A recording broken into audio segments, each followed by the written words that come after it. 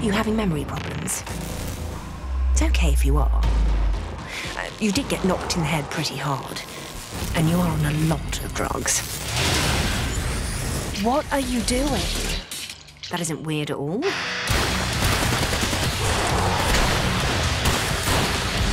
Anger issues, that one.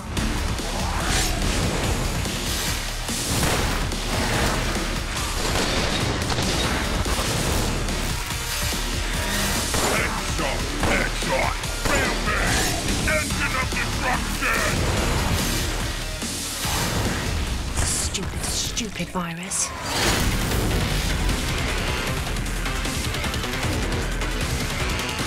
Seriously, you need to get a grip.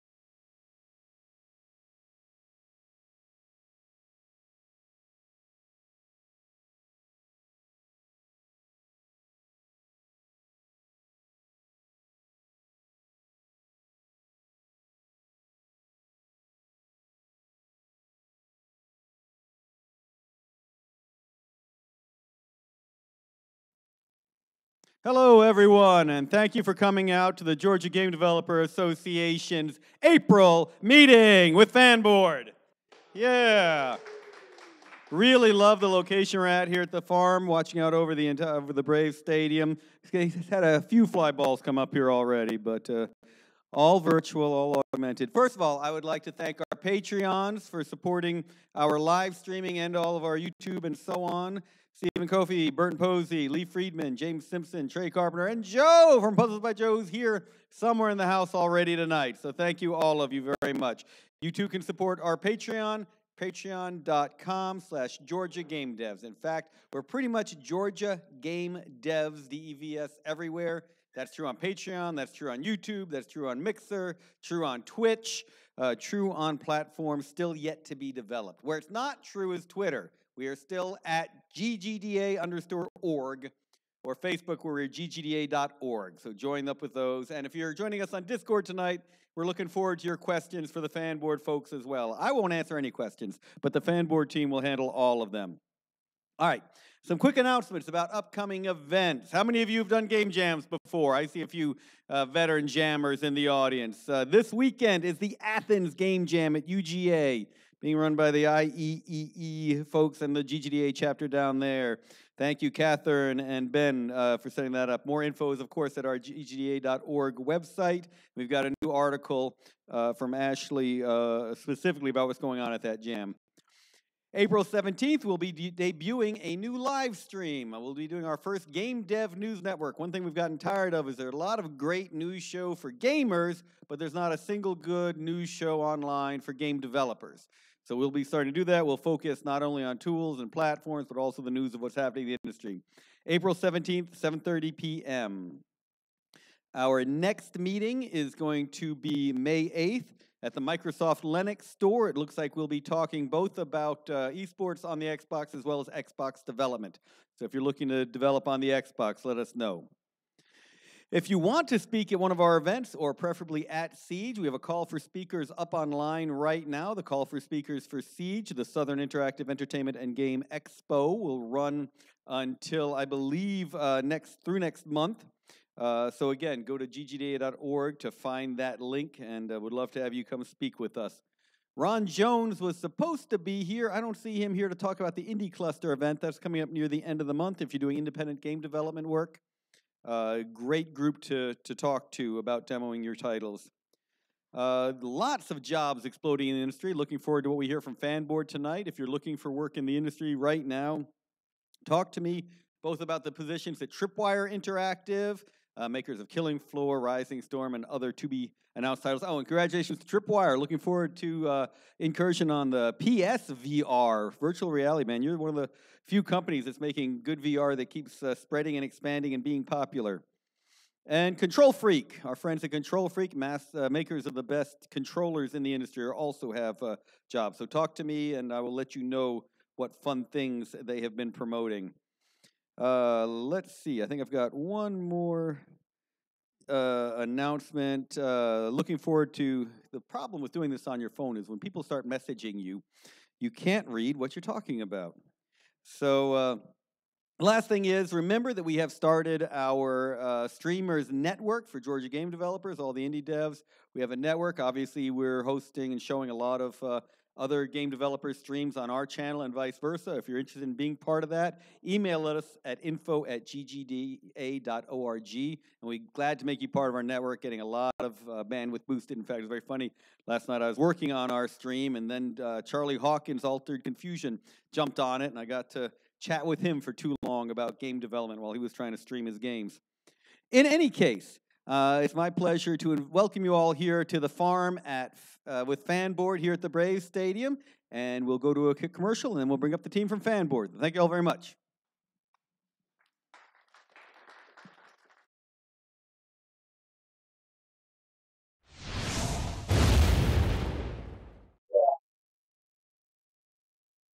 Thank you for your interest in the Georgia Game Developers Association's Patreon campaign.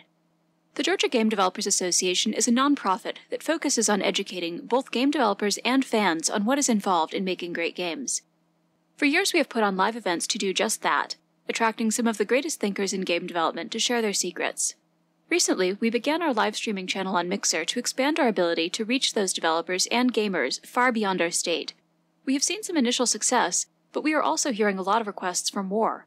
More workshops, more in-depth interviews, more first looks at indie games, more giveaways, and more great streams. Your support will allow us to do just that. Even at starting levels, we both recognize your support and seek your input on what to stream. At higher levels, you can actually help shape our content, gaining priority access to our speakers, the chance to share announcements, and, at the highest level, running ads and promotions for all our viewers to see. So join now to get the inside scoop on game development and to help shape one of the best game dev channels on the net.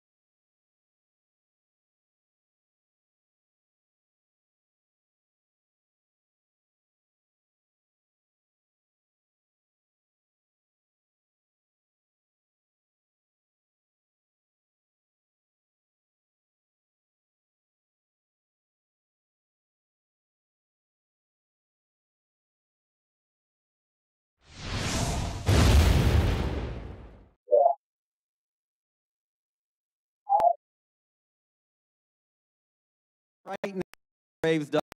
We got the visiting team getting ready to come on the field. But yeah, this is a great location. Really appreciate Fanboard having brought us out to this place for this fun. But I want to introduce the Fanboard team. Morgan and Josh are here to tell us about the augmented reality work they're doing here. Some really exciting stuff, and the fact that they're doing with the Braves, all the better. They're what's going to turn this game for the team from worst to first by themselves. So with that, it is my pleasure to turn it over to Fanboard. Thank you so much. Yes, no, honestly, thank you so much for coming out. We're honored to have you guys here. We're very excited about being in this space. To give you a little bit backgrounds on this space, I'll actually take you a step back to where we came from. The whole concept for Fanboard is actually born out of an Atlanta Braves hackathon in 2016. But then as we took this idea, we had a number of problems that basically a potential customer was saying, you know, we need to get people moving around this great new venue. We need to increase sponsorship revenue. We need to, most importantly, get people engaging on mobile. So we, instead of participating in the rest of the event, we actually just started thinking about ways that we can do this. And we were thinking, you know what, we could probably do this through gamification. And so we took these ideas and these problems we started to validate through new venues like Coolray Fields, where the Gwinnett Stripers, formerly Gwinnett Braves, played. Infinite Energy Center, Georgia Tech, all sorts of other places, and they were confirming that they were having the same problems as the Atlanta Braves. So we decided to create our first beta of a game. We called it Chopper Chase. So think Pokemon Go, but instead of fans capturing Pokemon, they're capturing Chopper the mascot. And with this beta, it allowed us to get into the Boomtown Accelerator program, which is in Boulder, Colorado. Which is actually now also located right where you're sitting. Just so happens that they've opened up their first cohort outside of Colorado, here in Atlanta, right here in the farm. And we are loving this. Obviously, it is a beautiful place. They have catered food, which is really awesome. They have a great rooftop view upstairs. But for us, it becomes a great place where we can test and validate. So if we ever want to add a new feature or the possibility of a new game, we can go downstairs and we can talk to all sorts of different people right there. So we're very excited about that. So what I like to do now is I'm going to take one moment to allow Josh to introduce himself, to let you know he actually has a purpose. It's not just standing here to look pretty, but he's actually a huge part of the team. And from there, I'm going to go into more in depth of what Fanboard is. And then I'd like to open up the discussion for making memorable AR experiences. And from there, we're going to bring up some talking points that I'd love to open it up and have, basically have this as a back and forth. So real quick, I'll have Josh introduce himself. I was really comfortable just looking pretty, but okay. Hey, my name's Josh Fisher. I'm a PhD candidate at Georgia Tech right now. My main research and focus is on augmented reality design for, as Morgan said, sort of creating memorable experiences that are story and game driven. I see those things kind of like this. I hope you guys do too. My role in Fanboard is a technical lead and advisor, and so I step in to help the team sort of with the grand vision and the systems work for where we're going with augmented reality. Thank you so much. So at this time, I'm just going to go through basically what we did at Boomtown, where at the end we did a demo day in front of about 1,000 people at the Boulder Theater. So this will just help to give you a better understanding of the business at a very holistic sense. So Fanboard is a platform that allows marketers to advertise to fans at live events using augmented reality. Now, the U.S. sports marketing industry is actually an $18 billion market, and marketers are spending more here every single year. But they're struggling to connect with the audience. They're having a tough time connecting, targeting, and advertising fans. And that's because there's really no solution that provides real-time information. And more importantly, there's no solution that allows marketers to track and engage fans inside the venue. So basically what I'm trying to say is marketers are spending a massive amount of money with no clear insight into their ROI.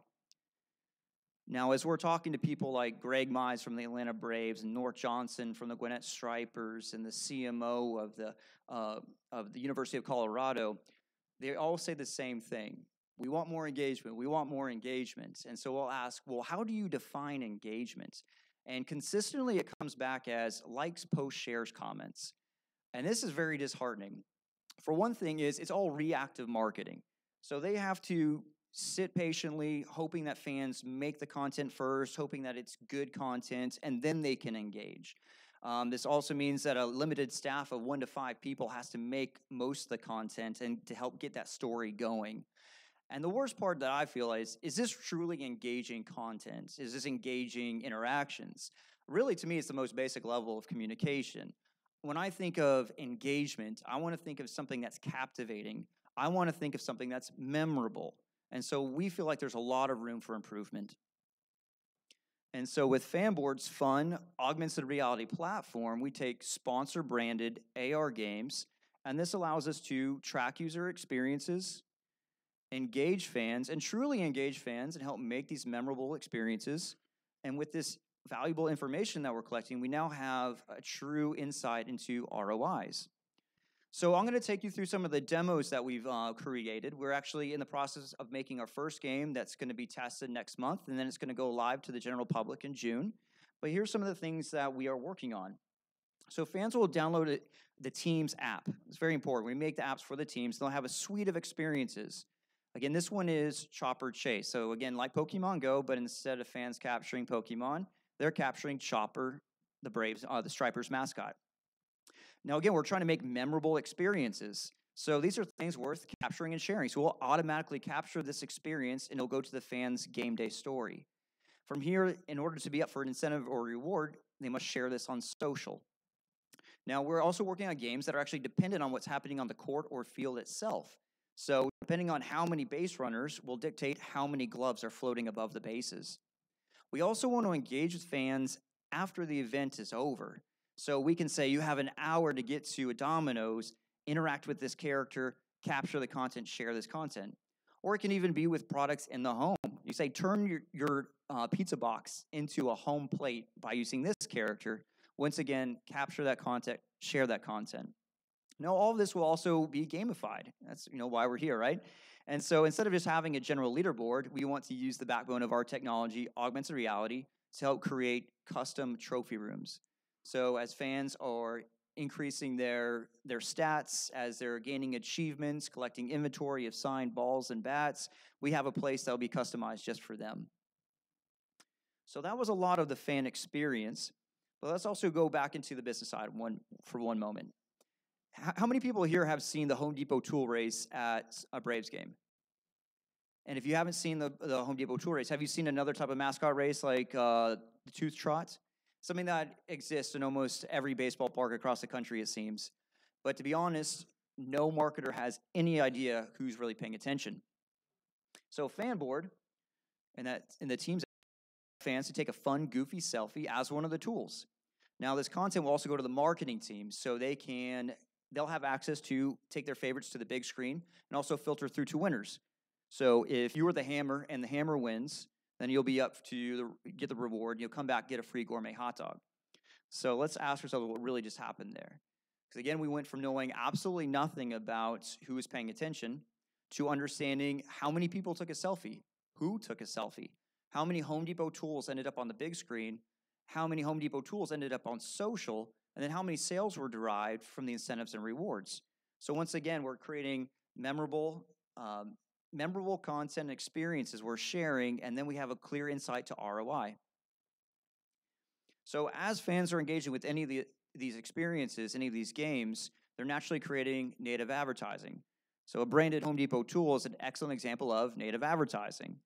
And just with 5% engagement, we're talking about tens of thousands of people who will see this on display boards, and we're talking about hundreds of thousands of people who will see this on social. That's for every single sporting event. Now, the beautiful thing, too, is those 1 to 5 person marketing teams, they don't have to worry about making all this content themselves anymore. Now they're leveraging this army of fans for both content creation and distribution.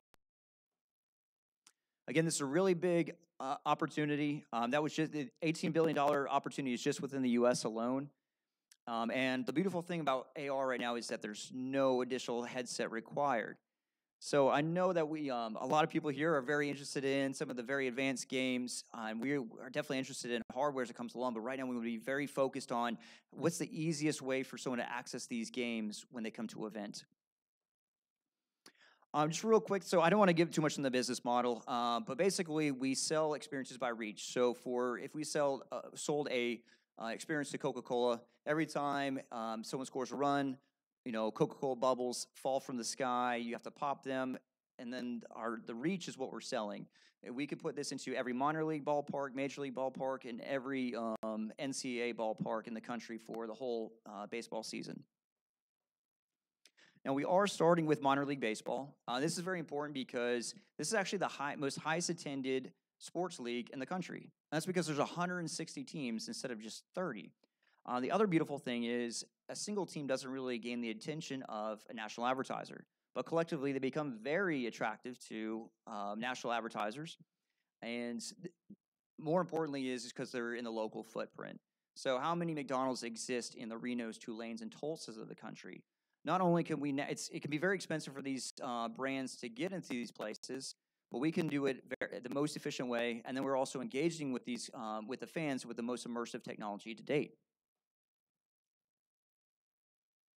So again, we started our beta with the Gwinnett Stripers, and we're continuing to do our live program, like I said, this summer.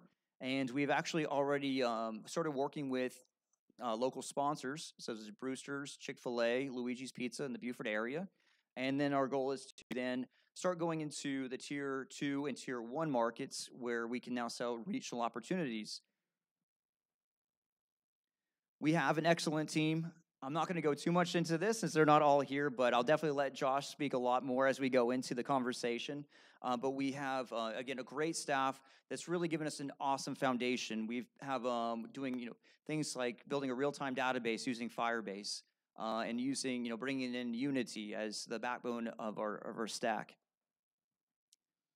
So with that being said, I do want to now go more into the discussion of making memorable experiences using AR. So one of the biggest things that we've seen And one of the reasons why we've come into this is with all the AR experiences that we've seen thus far, it's more or less just throwing a technology because it seems like it might work or because of the sake that we could promote a new technology. So I have a quick question for the audience. Has anyone here seen a technology implemented just for the sake of promotion? A few? Okay, so let me give an example, maybe help make this a little bit clearer. I'm actually going to call out the Braves a little bit here, so I hope, we'll see if they're listening. Actually, no, something that should probably, if they don't already know, they should know this. So if anyone's been to the game, has anyone left in an Uber after going to a Braves game at SunTrust Park? Was it easy? It took a little while, right? So in my experience of doing this, and this is something that was promoted very heavily. We're partnering with Uber, we're partnering with Waze. Every time I've done it, so you have basically a 2-lane road going either direction, a long stretch of road. So you get paired up with your Uber driver, and now all of a sudden your Uber driver who's stuck in traffic is half a mile away. And now we have, instead of people just crossing a sidewalk, we have inebriated people weaving through traffic. There is even a median with a fence over the median. Now we have people jumping over this fence just to get to their Uber driver, and then once they do, they have to sit in traffic. So one of the most efficient places I've ever been to where when it comes to moving people is Las Vegas. You stumble out of a casino, and all you do is they move everyone like a lemming into your, just follow the person in front of you. There'll be a cab ready for you, and then you go. So sometimes just taking a step backwards, instead of just rushing into a technology, can be a more efficient way of doing it. If I may, just to give one other example. When was the last time someone's seen a movie? Anybody seen the new Isle of Dogs movie or Ready Player One recently? Been to the theater? When you left the theater, did you want to leave with a souvenir? Did you want to leave with something when you went to the movie? Everyone's like, no, why? Why would I want that? Great question. Regal Cinema just released an AR app where they're going to give you a book after you leave the movie so that when you get home, you can point your phone at that book and see 3D models from the movie you just watched. How many trees had to die for that AR experience? Non-interactive, just see a 3D model. We're looking to go way beyond that. That's my favorite example. Some of the other ones too. It's basically being tricked into seeing an ad. And basically, we're kind of using augmented reality to get shown an advertisement. And just even then, there's times where we are using AR, we're using computer vision, and then we launch an AR experience. But to me, it becomes, I like to call it gimmicky because it's a one-time event. There's nothing that brings me back to this. I don't gain anything from it. And it's just, there's just a lacking, there's a lot of lacking joy there. And then to go into some of the other opportunities that we've looked at, or even our customers have, brought the idea of, well, what if we do an AR menu? Or what if we do, an AR signage with these new restaurants that are going into this remodel of a venue? And at first, we'll listen, we got this, great idea. And then we'll go back to the drawing board. And that's what the whole purpose here is, are we really making memorable experiences? And so even with a customer asking us to do certain things, we'll sometimes turn around and say, you know what? No, we're not going to do that because that's not making a memorable experience. And that's something that you can pay for, but I'm going to tell you right now, it's going to be short-lived and you'll pay for it, and it's not going to be worth, your resources. So that's what we're always trying to do, is trying to add more joy, excitement, and of course, making, memorable content. Anything else you wanted to add there? I think just in terms of one of the things with augmented reality is how many Pokemon Go players do we have? Oh, sorry. How many Pokemon Go players or previous Pokemon Go players do we have? Small handful. Don't be embarrassed. It's fine. We all played it for a few weeks. That was an AR experience that was really just using very simple and basic augmented reality, and the level of interaction that it provided was relatively disappointing. But it was built on the backbone of Ingress and the great work that company did in terms of locating and finding places where people congregate so that we can have these sort of AR moments. What Morgan's talking about is he's talking about sort of looking at those foundational networks and places that already exist. How are people already engaging in these spaces? And what are the ways that augmented reality can make that experience more enjoyable, joyful, and interactive? If we're just putting a 3D space, we're not doing any of those three things. And as game developers, I'm sure you all know that engagement, entertainment, and a story are what keep people to come back. And that's what we're really trying to do. Oh, 2 mics. Yeah. Hey, surprise. So now let's actually talk about the game day experience a little bit. So with augmented reality, one thing that we can start doing is instead of focusing on the game day experience starting in the venue, we can actually start on the way there. So using things like location, we can have, we can bring in notifications that can bring us context that's related to the venue itself. We can start playing these games, getting up-to-date alerts on the way there. So basically, we can also prime up our engagement. So if we're going to have a game that's going to be available, like the Home Depot Tool Race, like Chopper Chase, we can start interacting with the fans who have already bought tickets, who are already on the way there, or within a certain geofence of the venue.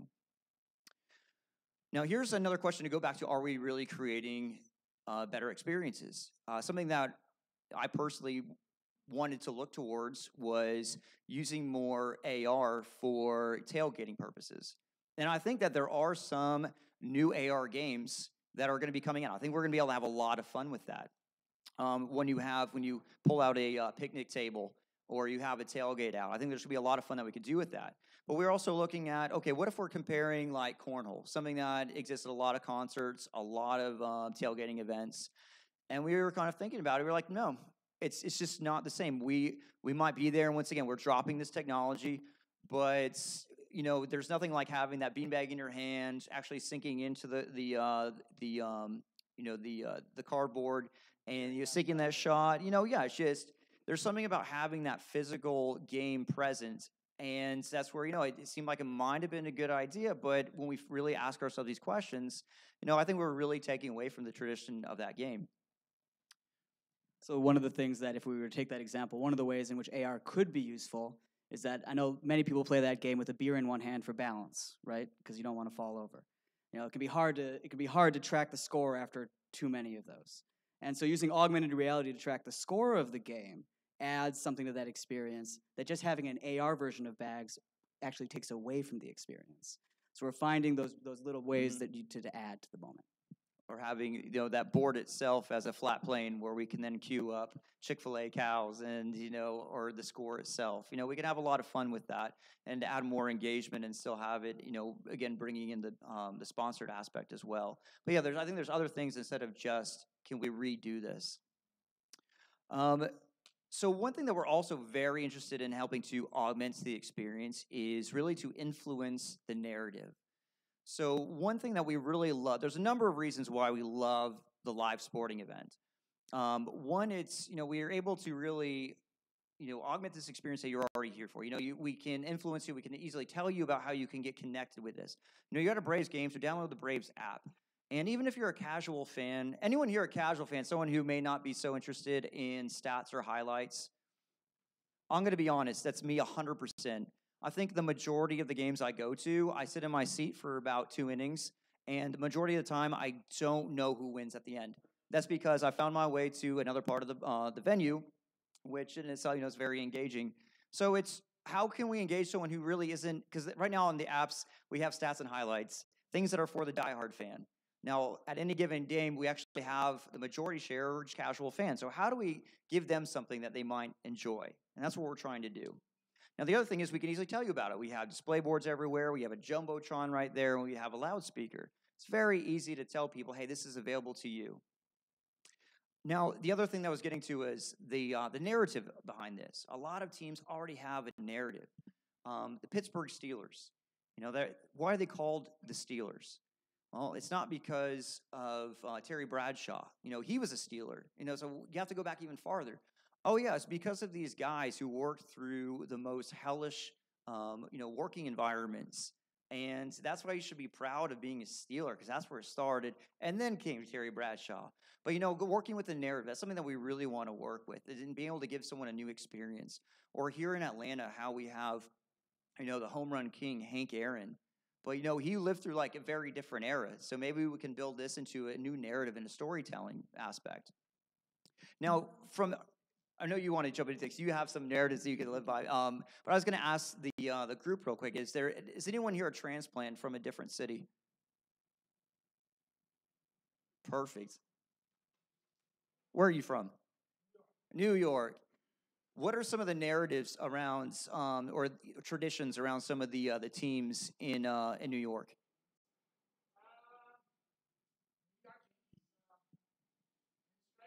Pinstripes. Actually, no, it's all right, but just the tradition itself and building around that narrative and the story around just the pinstripes and the creation that again the visual aspect that gives. Do you want to? Yeah, I mean, so one of the key things that AR does is it makes the invisible visible. So each one of these places, each one of these stadiums, each one of these fields has a different story, history, and narrative behind it. And when an audience member or someone who's coming to watch the game comes to this place, they're already primed to enjoy and engage in an adventure in their day. Coming to a baseball game isn't the everyday. Going to a sports game isn't the same thing you deal with every day. And so if we can make that history visible to the user when they come here, we can integrate them into that history and make it theirs. And that's a really powerful moment for our users that we hope to unlock. So the next part that I'm going to go into is these games that I'm very excited about, where we can actually interact with the sporting event itself. And I think this really helps to reinforce what I was just saying about the casual fan.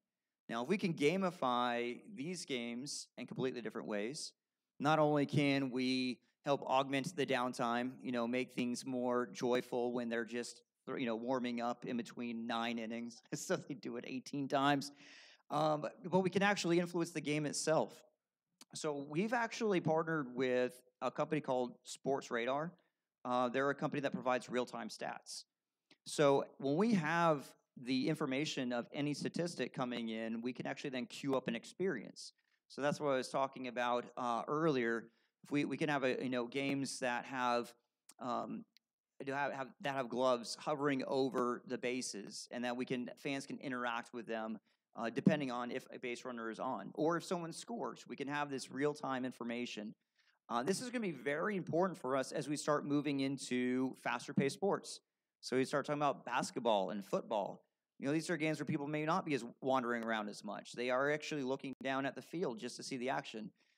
So this is one where we have the stats that we can start queuing things up. Just like you might see, the lines on the fields, that's, technically augmented reality. Now we can start queuing up games depending on what's happening on the field. This is also a great opportunity for the casual fan to learn something. So we actually have gamification for the sake of education. And so I've talked to a number of people. This may or may not be the same experience that you've had, but a lot of people have come to a game, don't know much about it, but they have their friends who played all 4 years through high school. He knows the whole team. And so he starts explaining why a pitcher is doing a certain thing, or why one guy has decided to move over to a different position in the field. And he's able to explain that. And so we're very excited about looking into these games that we can help train people and help teach them something about the sport. And maybe the more we learn about this sport, the more engaged we'll be with the actual sporting event itself.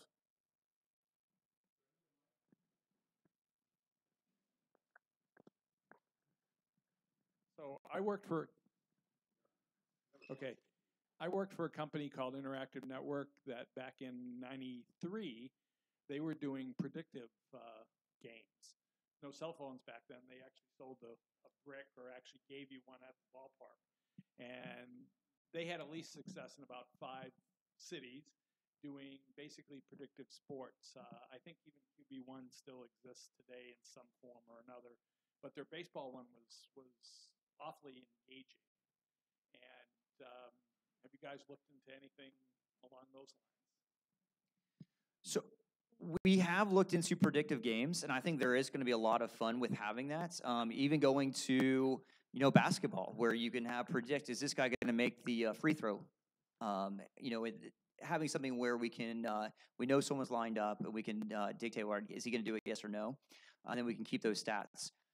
So that is actually something that we are very interested in. We haven't gone there just yet. We've seen some other people in the space, but that is something that I think we can very much start looking at influencing, these games that are dependent on what's happening on the fields or on the court. I'll have to reconnect with you on that too, just kind of get a little more information on some of the people who are doing it. Anything you wanted to add about? Now, the other thing, now going into different types of sports. So we were just talking about baseball and how it is a slow-moving sport, or how football. Not only are we talking about different type of sport, we're also talking about different types of fans. So just with the comparison of the Gwinnett Stripers versus the Atlanta Braves, it's a very different venue. So we have to create games for different demographics. And that's another reason why we're going after minor league baseball. I think I gave, a good handful in the little pitch deck. But having something that's oriented around Pokemon Go, these are, this is the key demographic. These are the kids who are still playing it. And these are the ones who get fidgety. They get bored after 3 innings or less. And right now, the only remedies the parents have, are to walk around the venue with their children. So now we've created a game that's very intuitive to that. And then also we've learned that women have 80% of the purchasing power when it comes to sports merchandise. So now we can make incentives or rewards for something that's helping the mom not only appease the boredom of a child, but also helping them to receive the benefits. To get to the point, though, is we have a very different crowd around SunTrust Park. So we'll have more young professionals, we'll have college students who are off during summer break. Now, it's also just the size of the venue. We'll also have families. You can look down there right now, and you'll see some families playing in that lawn. But what we've learned from parents at a minor league park is they said they will actually feel comfortable letting their kids wander around a park with a sibling or a friend as early as age 10. But there's no way in hell that's going to happen at SunTrust Park. It's just too big, it's too distracting, there's a lot going on. So yeah, it's just we're learning what we can and can't do, and so making sure that we are always building towards the demographic.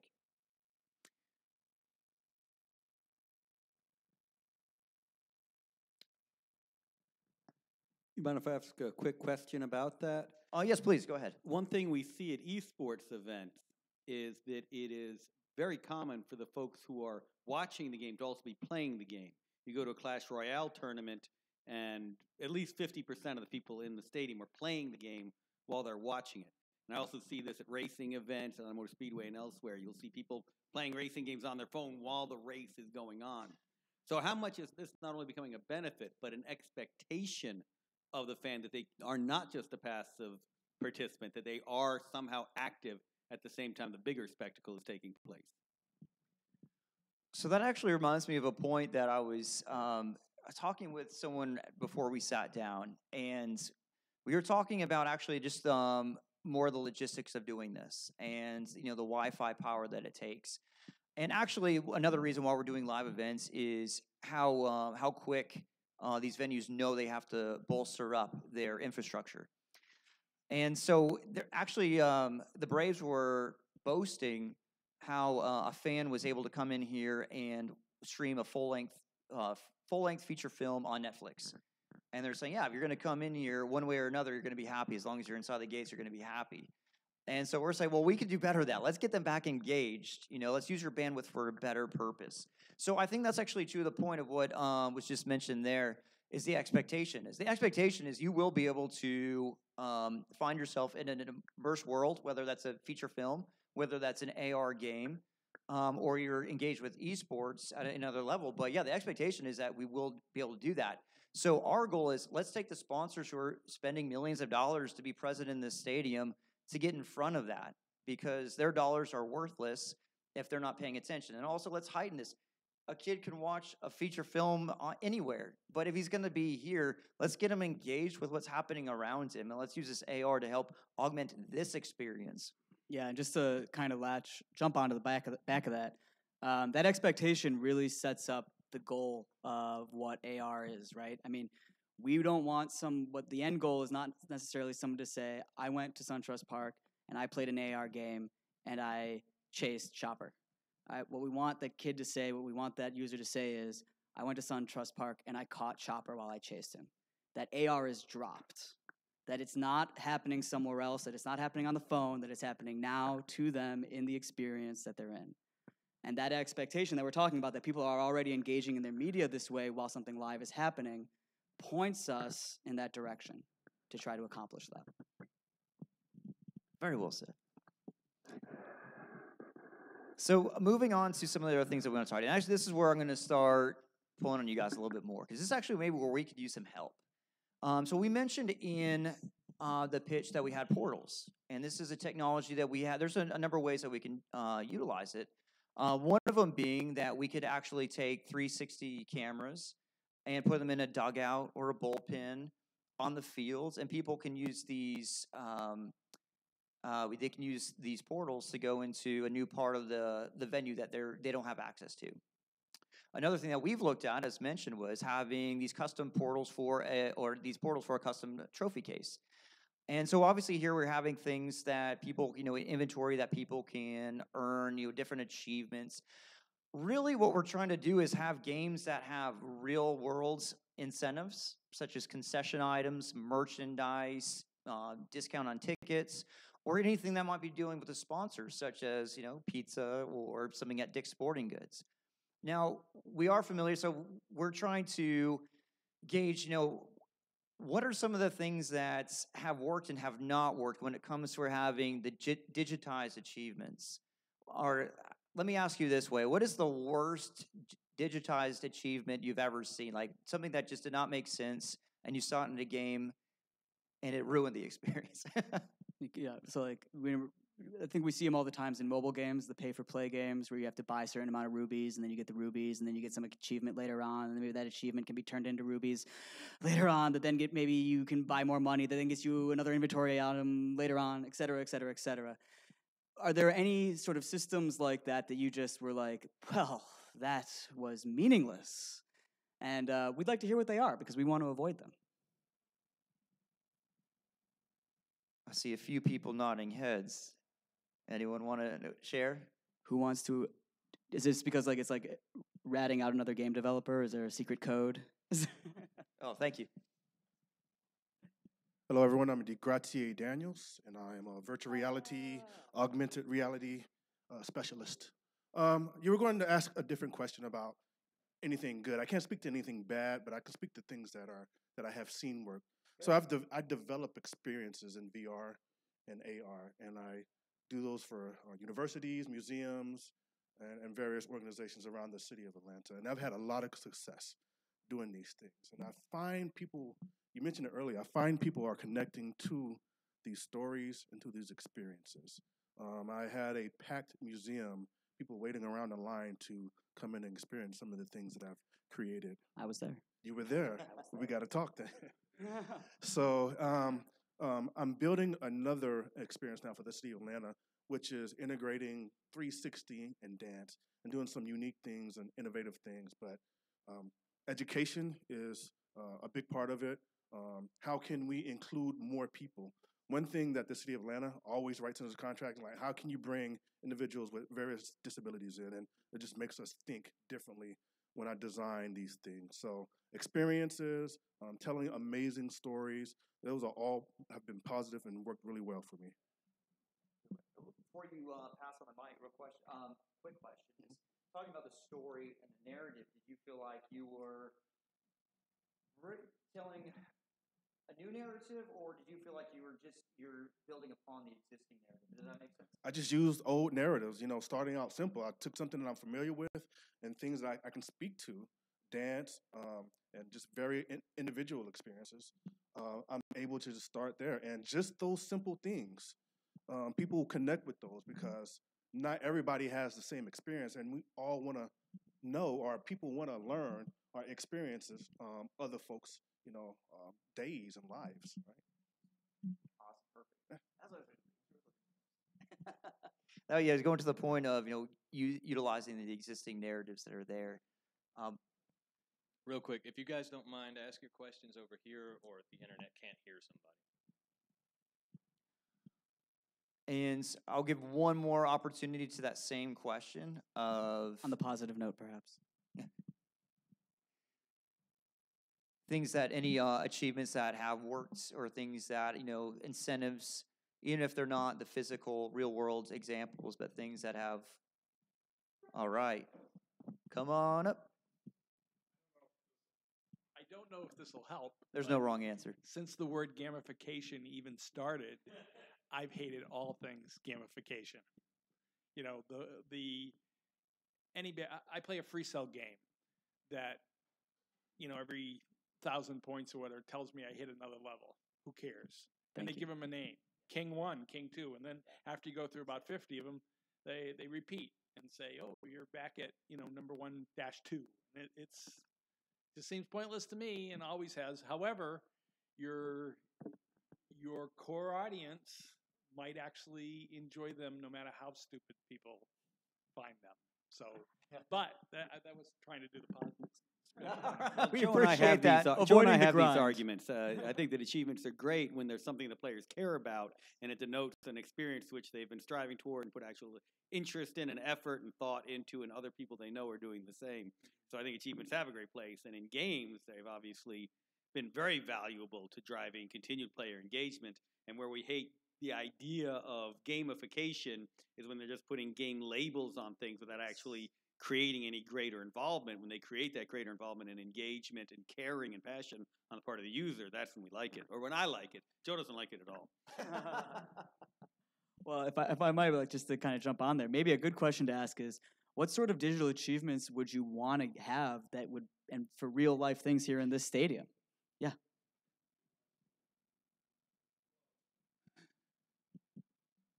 So the thing you guys are doing that I like the most is I'm cheap. And so you're passing the financial burden off of the player and onto the advertiser.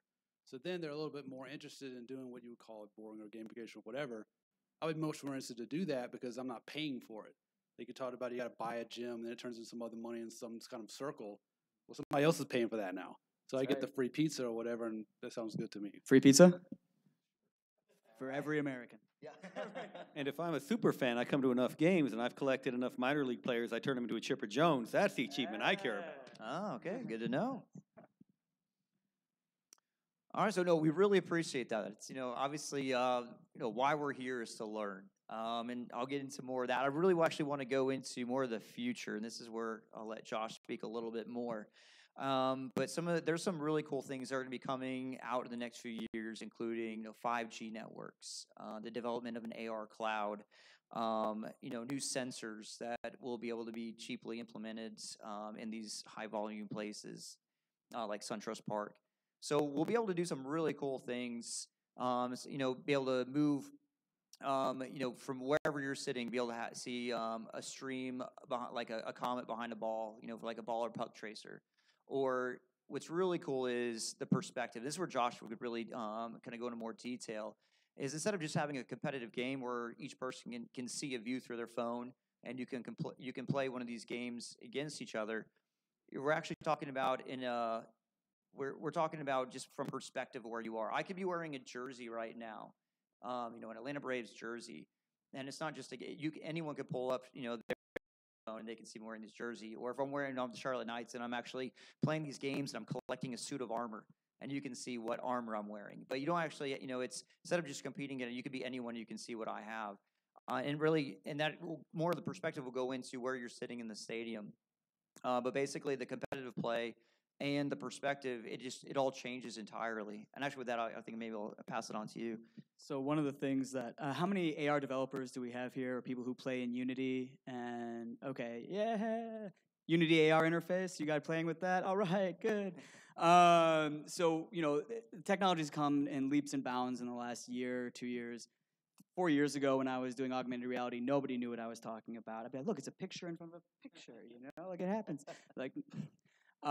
So we're finally getting to the step now, though, where we can begin crafting experiences that take advantage of not just the individual's immediate physical reality, but the cultural reality and the social cultural reality that surrounds them.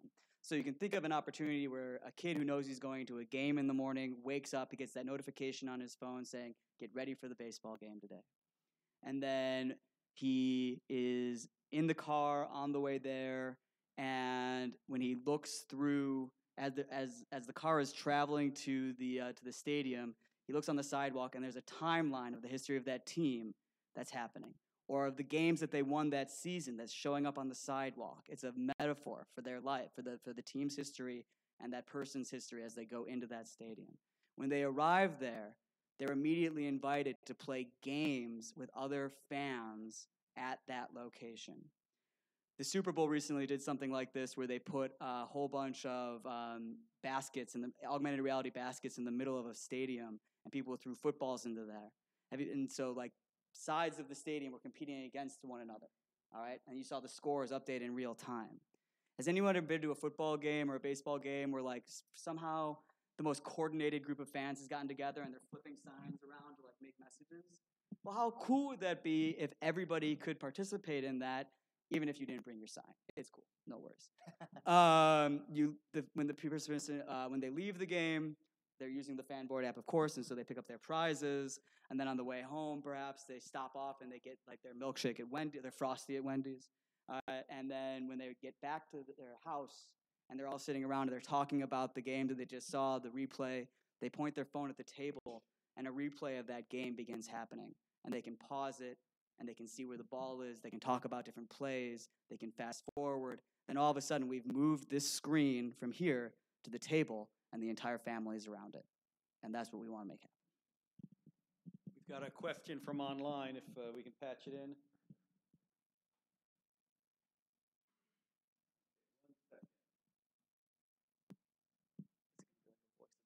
Yeah.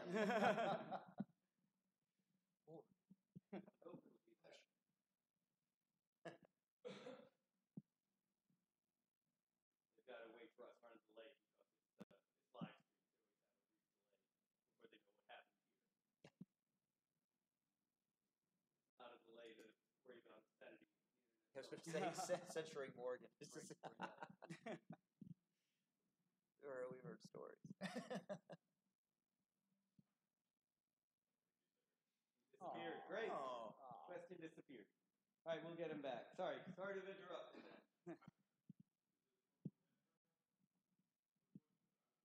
You still have it? You want to come up here and read it, James? Thank you. Cool.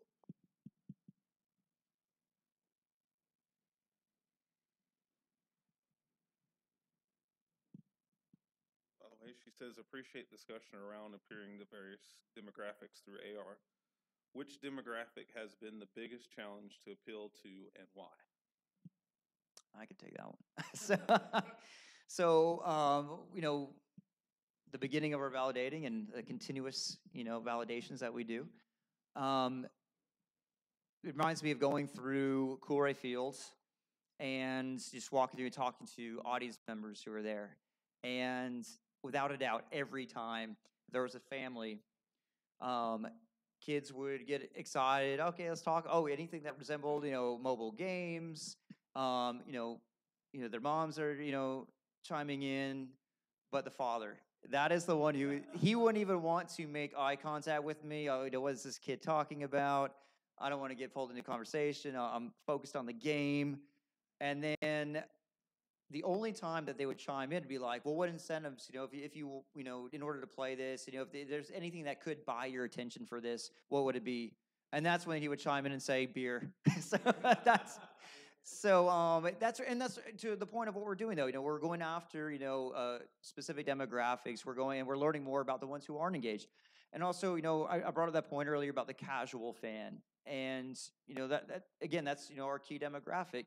There are still going to be diehard fans out there. And I love them to death too, but they're not going to be our first early adopters. These are the guys who, they love baseball. They love the way it is. They even love how slow it is. They love, they love the tradition of the sport. They know all the names. They want the stats. They want the highlights, and that's fine. We're all different. So that is the hardest demographic for us is the traditional, like typically older male. So I have a question about tying this to customizable merchandise. So what we see right now are people go into interior design spaces with an AR app, and they use that AR app to change the space that they're physically in. I've seen this done with HoloLens, with phones, with a variety of tools. How easy would that be for you to team up with someone? Maybe not, I change the colors on the jersey, pick my numbers, etc., but more traditional stuff. Change the name on a plastic baseball bat, change the color of a baseball bat they want to buy, and then actually pick it up on site? Size of the object is kind of what's critical at this point, and distance from camera. So what you can see is, what you could imagine, do we have any signs over here that we can see? Not really. So when we think about a traditional baseball field, we have like the signs along the back, along the outfield, and then usually around the home base. Those could certainly be customized. That would not take a lot to make a reality.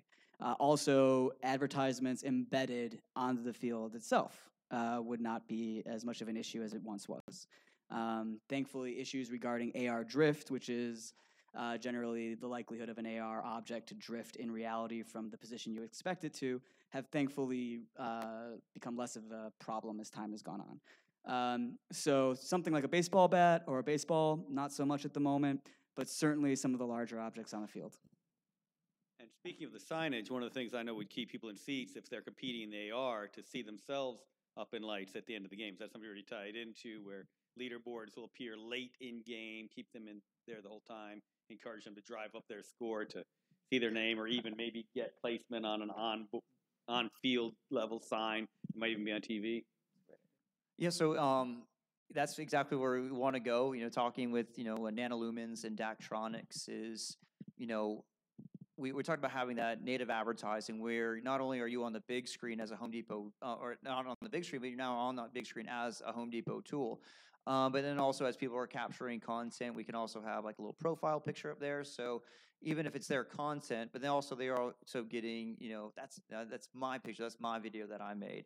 But as you're driving up the gamification aspect, yeah, we have the leaderboard and being able to see, how am I doing in this game? And then we can also have a season-long game board as well of how am I doing against, people who are coming regularly.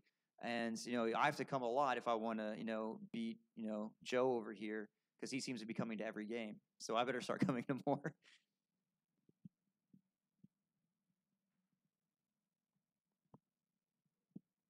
Yeah, please come up to ask a question so that the whole universe can hear. Yeah.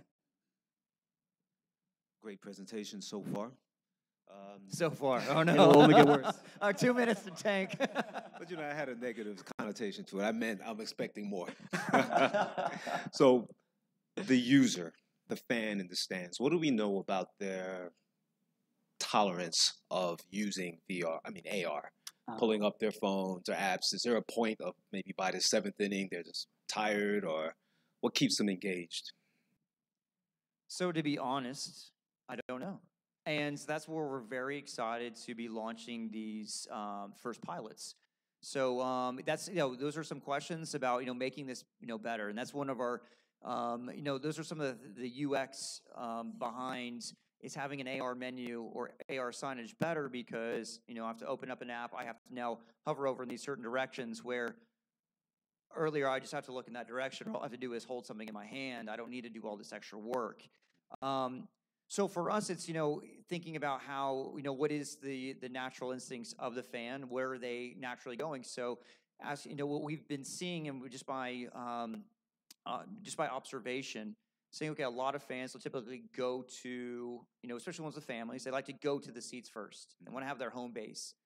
And then after a few innings, then they start, they'll take turns, depending on how many parents or guardians are there. Okay, you stay with them. We're going to go to the restroom. Then we'll come back. Then we're all going to go get food. Then we'll come back. You go. We'll take turns. So it's really just about observation and understanding, who is part of this group. But yes, so we do have a variety of games that we're, getting ready to implement throughout these seasons. And that's going to be a huge learning opportunity for us because, how much is too much? Is 9, if we have 1 per inning, is that perfect? Or is that too much? Right. Or how often do we want to engage fans after the venue? Is, if I get an alert every 2 days, that's perfect. I'm willing to go to Domino's and then also go to Brewster's, but I can't be doing this all the time. So, I'm going to start ignoring these notifications that you're annoying me with. So what I'm trying to get is, we have a lot of learning to do in front of us, but we're very excited to continue down this path because what we've learned thus far is that they're excited for more. And you're able to track all the activity as far as what was participated, what games participated in, what activities, when. Yes, exactly. And that's a huge part of what we're doing in offering that ROI is because right now they just have no information. Not only they have no idea who's in their seats during the Home Depot tool race. They have no idea who's watching this. So we're going to be able to say, yeah, what time do people get up and start playing, capturing choppers? Did they get 25% of them? Did they get 100% of them? Did they play again and again? As we're capturing content, we're actually, again, creating that native advertising. So then we also have, additional value as well. But just learning, who's playing and then, being able to identify, okay, they're here, they're playing it, and being able to sell that back to give a little bit more insight to these brands. And one final question. I, as the user, am I using your application to access this, or would I be able to use my favorite AR app? And how does that work? Another great question. So I like to say that the teams are our partners and the brands are our customers. And so we are creating apps for these minor league baseball teams to start off with. Again, that's it's another reason to why this is becoming such a great ecosystem for us is it's very much untapped. To be quite frank, when we were partnering with the Gwinnett Stripers or Gwinnett Braves at that time was, oh yeah, this will be a great place to demo. We'll be able to test things, break things, mess up, and then we'll be able to move on to bigger opportunities where we'll have more confidence. But then learning about this ecosystem is just perfect. It's very much untapped. People are thinking the exact same way as us, so we don't have to build into anything existing. We get to own the real estate there, in essence. But we will, as we're going into other places, we will be connecting with other companies like Sidearm Sports and YinzCam. And so a lot of these more established teams, they already have existing apps. Some of them have multiple ones. So it's going to be working with, providing a SDK or an API. Yeah, we are actively building the SDK and API as we go. Okay, thank you.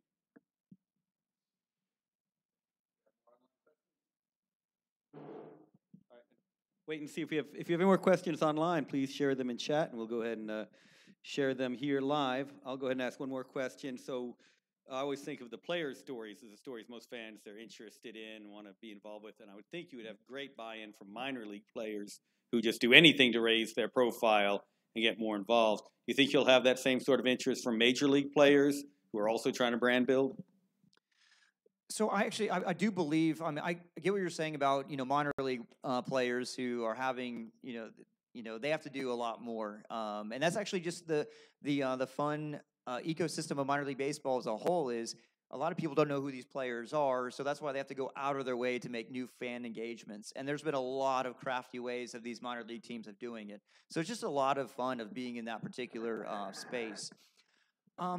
To be honest, though, actually with the Major League Baseball, they're the ones who, or any Major League sports in general, professional sports, is actually where they're fighting for it even more because those are the names that have recognition. So if they want to step up, they have to be in the spotlight. They fight even harder for it. T.O., case in point. So we have actually seen the minor league baseball or Major League Baseball. They actually created their own Twitter, basically. They recreated, the Players Association recreated that solely so they could have more control over the advertising rights, and basically they wanted to have the brand power. So basically they're trying to boycott Twitter so they can have all the fans come to the Players Association feed, and I can't remember the exact name of it right now. But I feel like there's actually more opportunity in the professional sports, and I'd be curious to know more about what we can do in the minor league sports, the minor league space. Okay, back for another business type question. It's a conditional question. So the first part of it is, do you all have a deployment adoption strategy for the app? Part two of that, if so, what does that look like from a high level? And the third component of that is, what type of projections are you expecting for adoption and deployment of your application? Great questions. So we're getting started in the minor league space, which in order for us to get started, they don't have apps. So we're able to say, hey, look, we are going to be able to engage with your fans with the most immersive technology to date. So we're giving them something entirely new that they couldn't in any other way afford that. By moving up the chain of tier 3 to 2 to 1, meaning national and regional advertising versus your local. If we take automotive, for example, we have we have Jim Ellis, who might be working with a few handful of, high school sport and, high school venues. But then at the national tier 1 is, Ford, going, okay, this is going to be our advertising strategy for the entire country. And we're going to do these ad buys on TV. We're going to do these ad buys on programmatic and print. That's, where we'll start be able to do more as we open that up. And so basically we can turn it on its head. We can say, hey, Chevy, we can get you into these local footprints that can typically be very time consuming and expensive for you. So go ahead and put Nashville, Chattanooga, Rome, Charleston, Savannah, Atlanta, and Birmingham. We got that. Basically, then we can turn around to the, these teams and, recreate that. So the adoption, I believe, from a business scale in that area, we can create our own distribution channels by naturally creating more customers. The other thing, too, is by working in the local level now is, we can seamlessly move up, hey, this is working really well. Who do we know at the next level, at Chick-fil-A? As we go into some of the other sports and other leagues, we will be starting work with other just nationally distribution channels. So having to work with other companies that have established these apps isn't necessarily a bad thing. So if it means we have a slightly less gross profit margin, but we get to work with some of the most, renowned names in sports in the country. I mean, they're already there. They already have some of the fans there. And then what we get to say is, hey, you're doing a great job of getting those diehard fans. Let us help get the casual fans who don't care about your stats and highlights. They don't care about, the parking. Like, we're gonna have fun with this, and we're gonna get those guys that you don't know anything about. So, yeah, we're very confident about, the different plays that we can go here. Yeah, I think we're already running well past time. Any more questions from online we want to share? Anyone want to take the last question? You want to? Oh, one more. Yeah, sorry. You guys talked about where you had the baseball gloves over the different bases. How do you guys get access to that kind of real-time data? Is it come from the teams, or is it just observation? That's a good question. So some of it is as simple as having an API to the scoreboard. So if someone is making the, clicking to say, oh, there's someone on first and second, that's all the information it takes. For the more fast-paced sports and, the more details we want to get with or get for that game, we connected with, there's these companies called Sports Radar, another one called Stats. Basically, they have people all over the place watching these games, and they'll pay people to be on site. One way or another, they're going to make sure that they have the stats for the major games, and so with that information, they have feeds that we can tap into. Anything you want to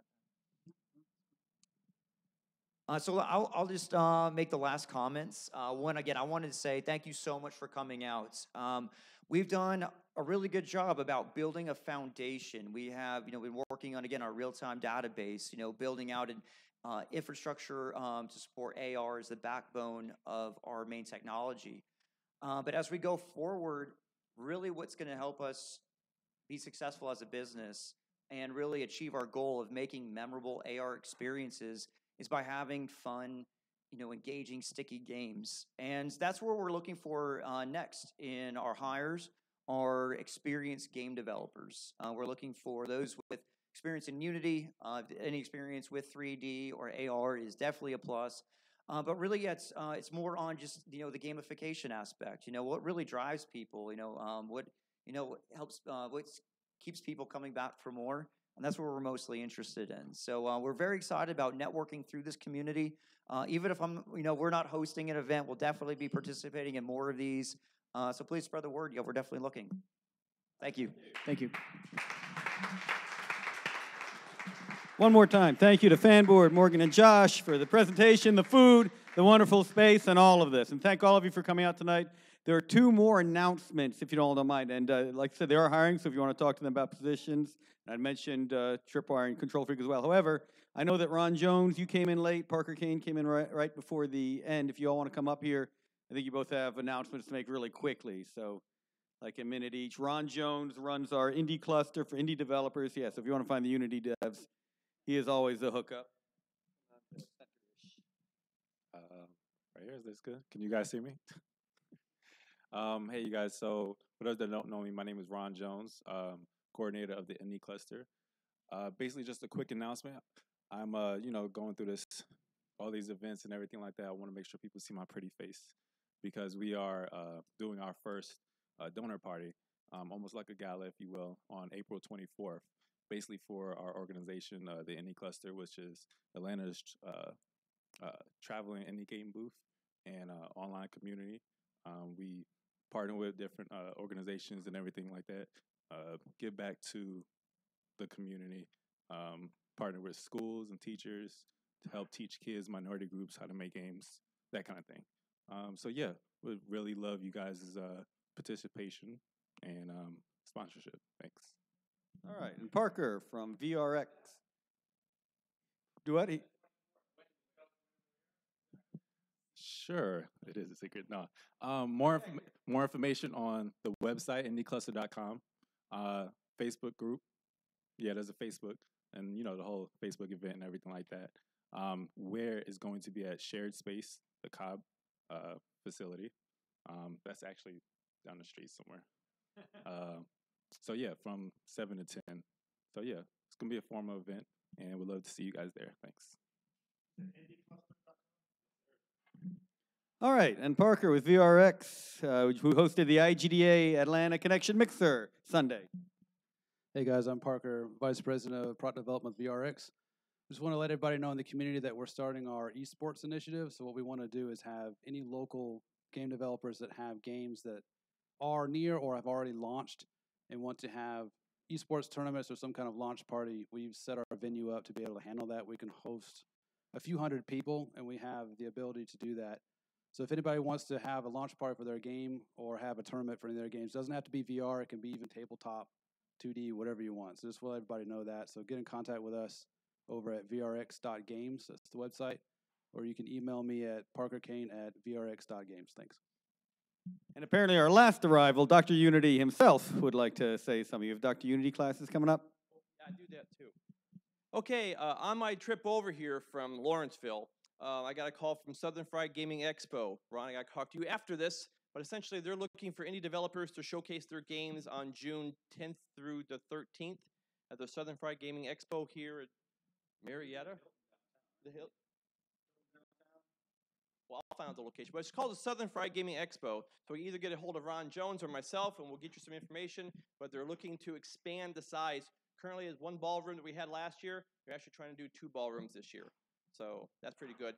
As well as I plan on doing Dr. Unity classes again. For those who don't know, 10 years ago when I started working with Unity, I actually had classes at the US Gaming Arena, and I was showing people how to do Unity. Well, 10 years later, so go ahead and restart that back up.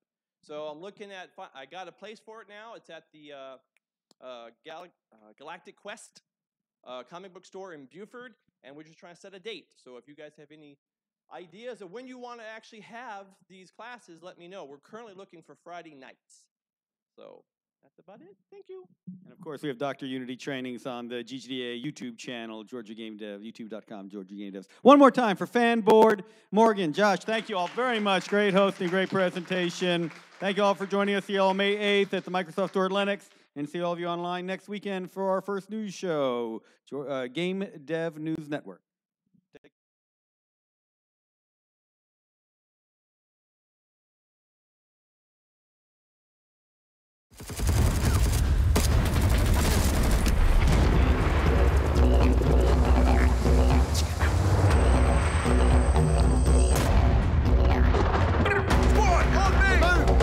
Get in the fight, soldier. PC spotted. She got her there. Let's get him, mate. Target red Bravo 295. Keep a low profile. First one to spot the enemy gets a beer. Get in there and blow him away. Scratch one of the bastards. Bloody VC over there.